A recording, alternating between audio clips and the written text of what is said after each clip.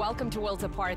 The Kremlin baiting in Washington has once again reached the scale where mere contact with the Russians is viewed as a shameful, if not outright treasonous act. And while the narrative is primarily driven by the Democrats, doesn't the Trump administration allow itself to be cowed by it?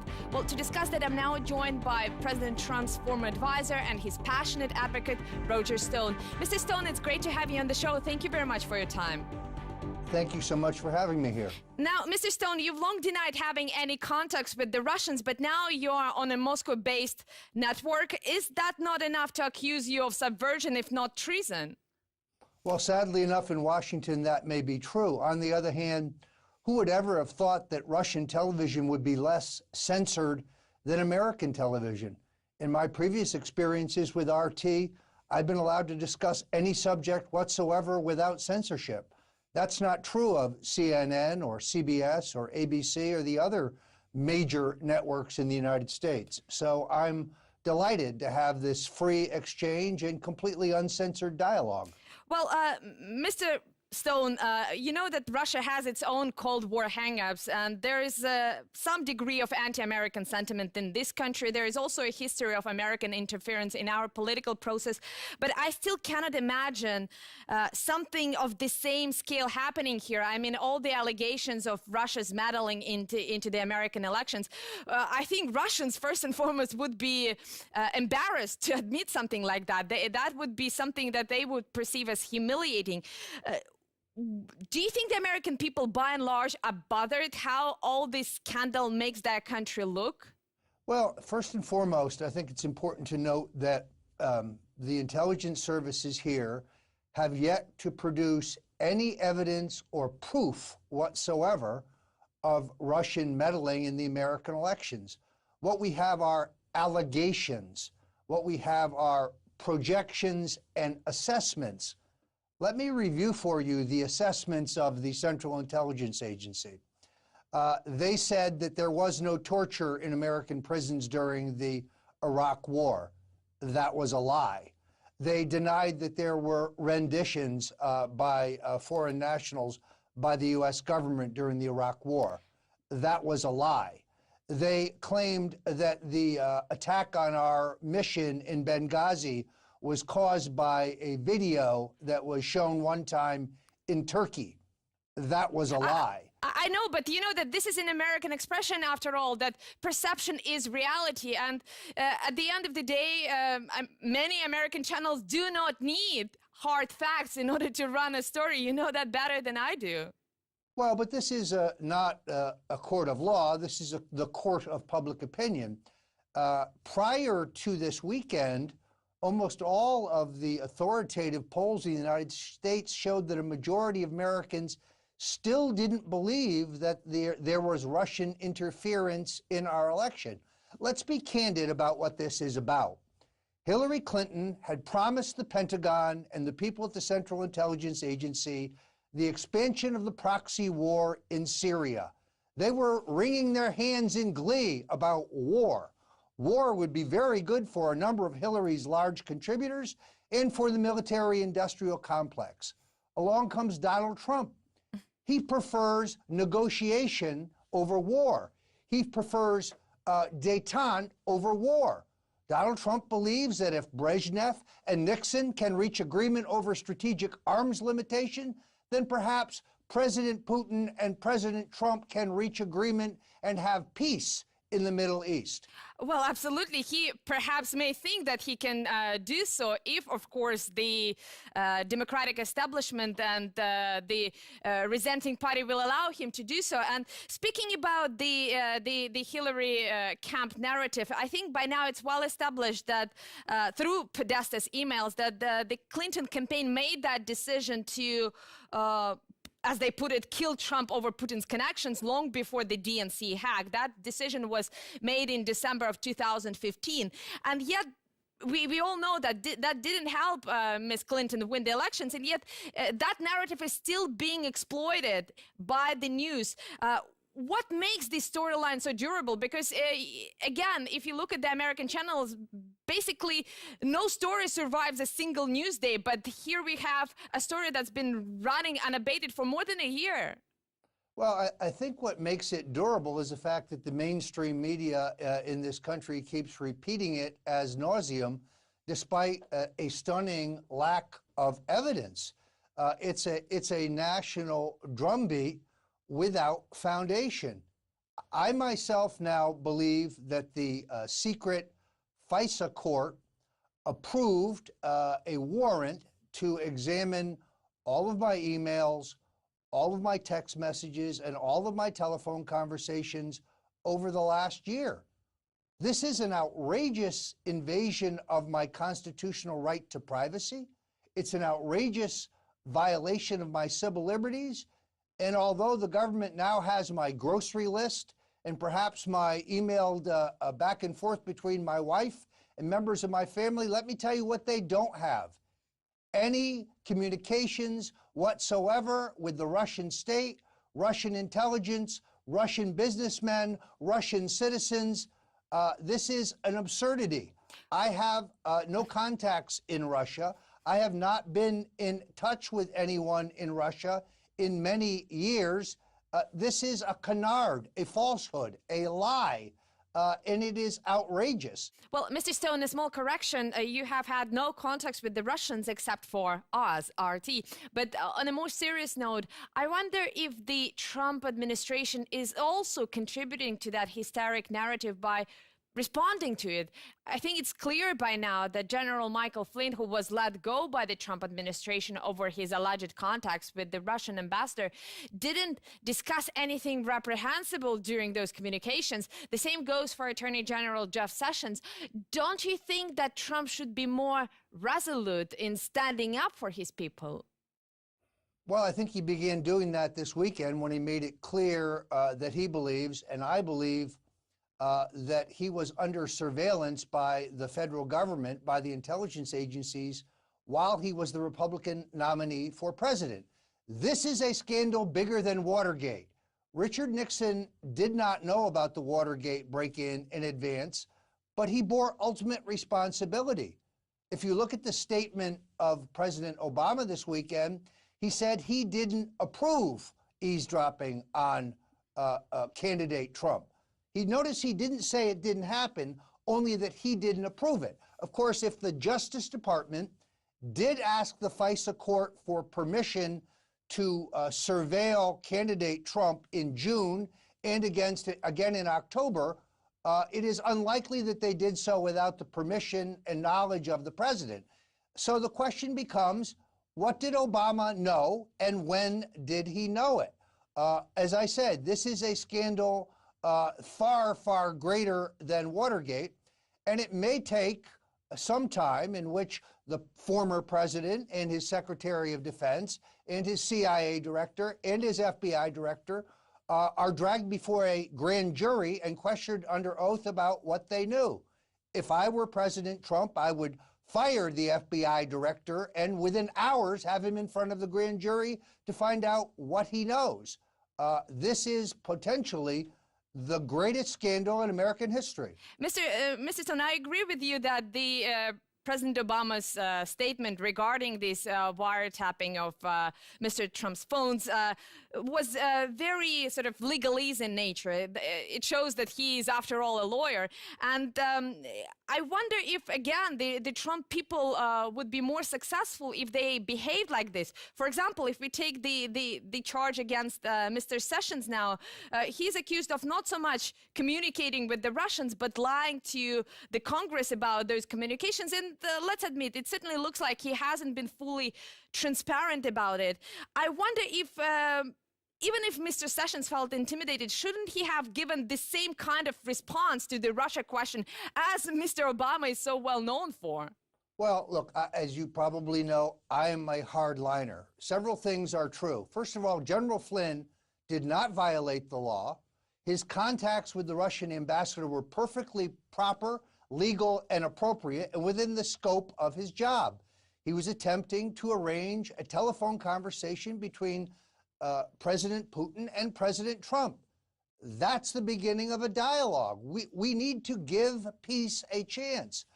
And he did not discuss sanctions, which would have been improper. According to the partial disclosure of the context and content of the conversation, there was no discussion. President Trump should not have fired General Flynn. I think he rushed to judgment, and it was unfortunate. Secondarily, for Senator Sessions, a member of the Senate Foreign Relations Committee, to have a conversation with the Russian ambassador is proper, legal, and there's nothing wrong with it. There's no evidence of that anything inappropriate was discussed. So yes, I don't disagree. I think it's time for the Trump administration to push back, and they began doing so this weekend. Candidate Trump was indeed wiretapped by the deep state. Now, Mr. Stone, I don't know if that is exaggeration, but I heard a number of people in Russia compare the Sessions situation to the experience many people had in Soviet times when you were applying for a job or university. You had to fill in a certain form which asked you whether you had enemies of the people within your family. And if you said yes, that meant that you wouldn't get the job. But if you said no, you would be later prosecuted for lying. I don't know if the parallels are appropriate here, but it seems to me that there are certain situations to which you simply cannot give a good answer, when you cannot give a good answer, rather, to a simple question. This is the new McCarthyism. In this country, if you're not in favor of war over Syria, well, then you must be a traitor. You must be in the service of Russian intelligence. It's insulting. It's outrageous. It's false. And suddenly the shoe is on the other foot. You know, I come from a long anti-communist tradition. I have been active in the Republican Party as an acolyte of Barry Goldwater and Ronald Reagan and Richard Nixon. And to say that because you are not in favor of war with Russia tomorrow that you must be a traitor, this is the worst form of McCarthyism that I have seen in the 40 years that I've been in American politics. Well, that's a pretty grim assessment, Mr. Stone. We have to take a very short break now, but when we come back, the United States has long been a trendsetter in global politics. Can the American way of doing politics be exported to other countries? That's coming up in a moment on Worlds Apart. Stay tuned.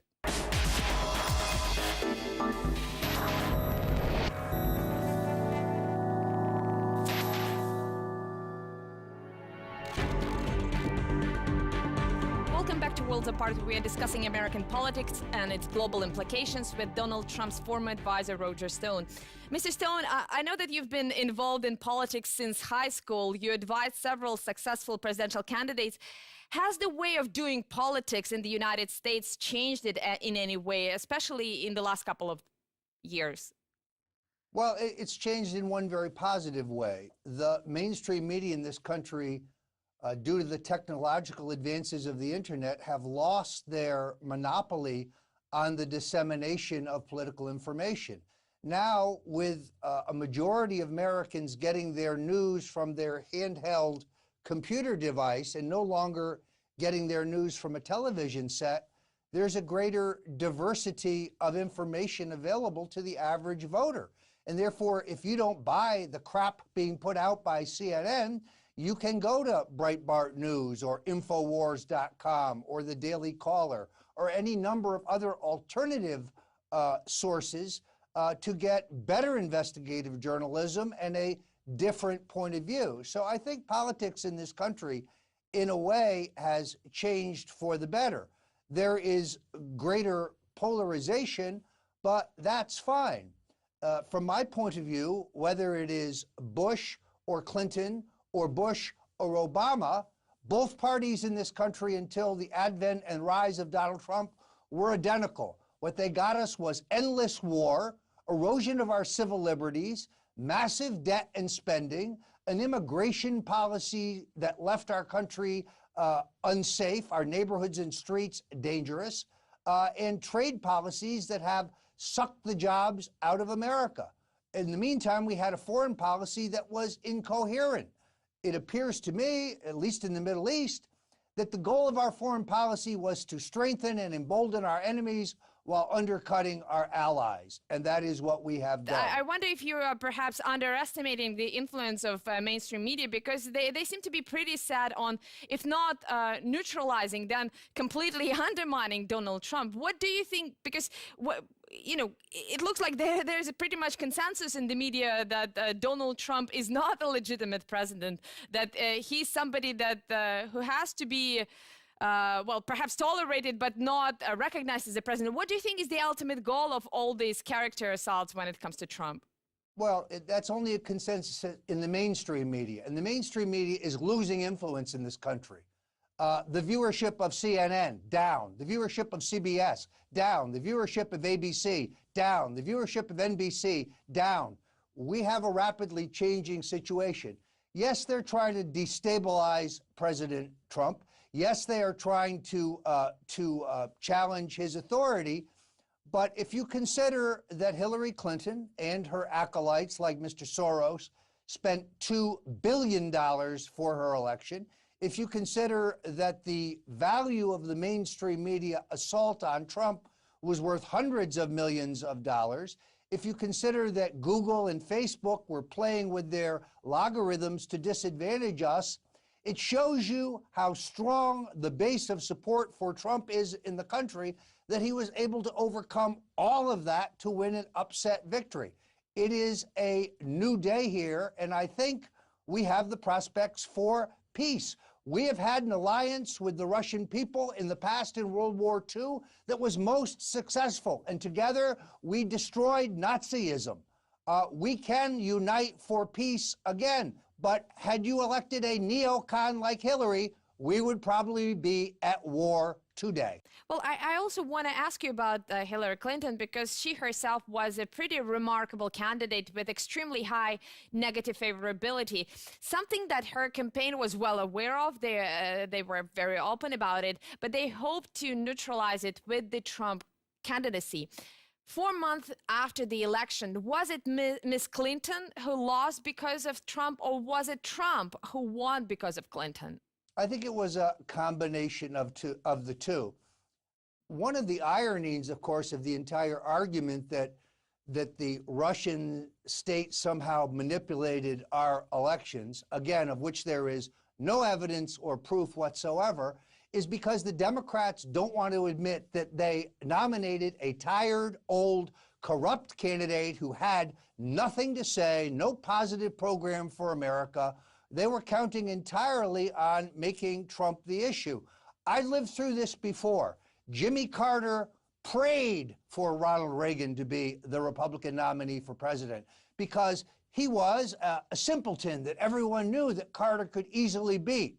Sometimes you shouldn't get what you pray for. Ronald Reagan was among our greatest presidents. Richard Nixon, who brought us peace with the Russian people, was among our greatest presidents. But that's not what the mainstream media would have you believe. Absolutely. And I think one thing that unites, that both Nixon and I think Reagan have in common, when they engage with the Russians, they engage from the position of respect, genuine respect. They did not try to demonize our country, even though I'm sure they had many issues with how the system was run at that time. And I think that is very much different from what we have at the moment, when the Democratic leadership insists on the position of moral superiority to the Russians. Is there any way to get rid of this position? Because if it's still there, if you try to communicate with the Russians from the position of moral superiority, you would not get anywhere. No, look, I'm on that point, I am in agreement. People keep saying, well, Donald Trump refused to criticize President Putin during the campaign. You can't negotiate with someone in good faith if you start by attacking them. It makes no sense. I think you have to respect the Russian state, despite our profound disagreements and the differences in our system. But you can't negotiate peace if you begin from a hostile point of view, attacking the people that you are sitting down with. I could understand why President Putin might prefer the election of Donald Trump. He's met Hillary Clinton. He knows she's a liar. He knows that nothing she agrees to can she be held to. I would hope that any agreement that might be reached between our two nations would be respected on both sides. I think the president has the same view. I don't think he has a disrespect for your president.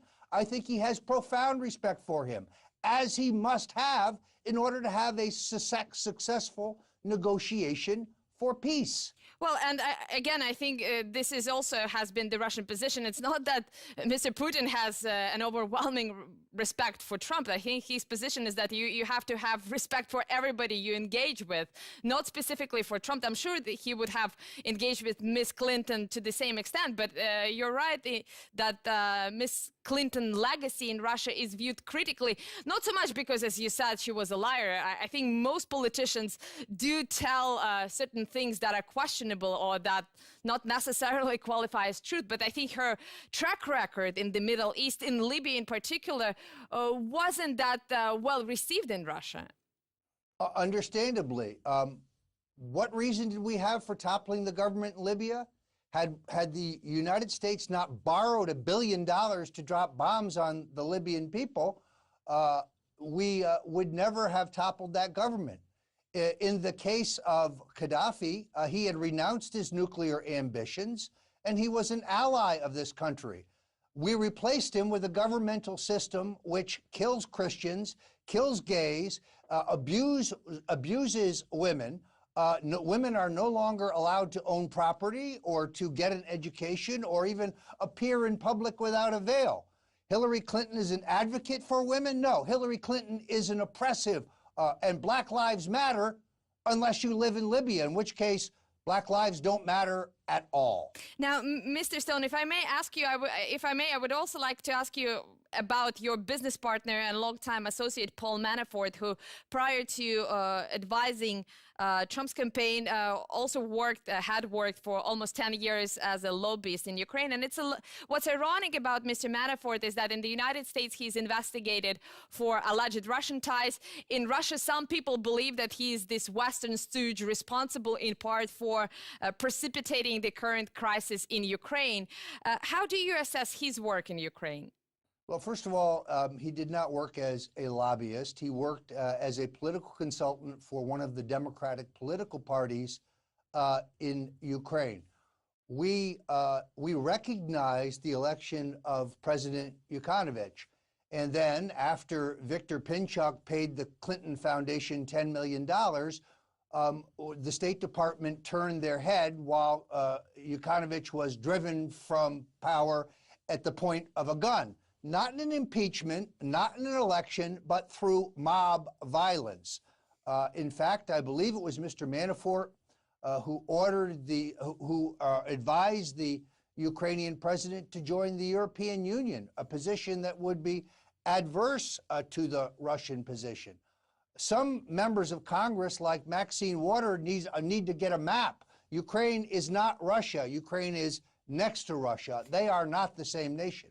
Now, Mr. Stone, and perhaps my final question, you've already expressed your hope that the relationship between our two countries may improve. I think that would be extremely difficult to do without solving the crisis in Ukraine, and who knows, maybe Mr. Manafort's advice would be helpful there. But on a more serious note, do you think that is really possible? Because some of the statements that have been coming out of the Trump's administration recently do really look like something President Obama could have said. Is that a sign, perhaps, of Mr. Trump trying to appease his critics, or is he indeed likely to pretty much continue the same policy vis-a-vis Russia as his predecessor did? I do fear that there are some in his administration who might seek to dilute or water down his policies. On the other hand, I put my confidence totally and completely in President Trump. I think he's dedicated to peace. I think he sees the advantages to peace over war. I think he understands this cannot be an easy negotiation. I think he realizes that we have fundamental differences. But I am confident that at the end of the day, that he will give peace a chance, that he will sit down with your president and see if we can find areas of agreement, and perhaps, just perhaps, we can team up to destroy our common enemy, ISIS, which is a far greater challenge today than perhaps any other that we face. Okay, well, Mr. Stone, let's keep our fingers crossed. For the time being, we have to leave it there. I really, really appreciate your time today. And to our viewers, please share your comments on our Twitter, YouTube, and Facebook pages. And I hope to see you again. Same place, same time, here on Worlds Apart.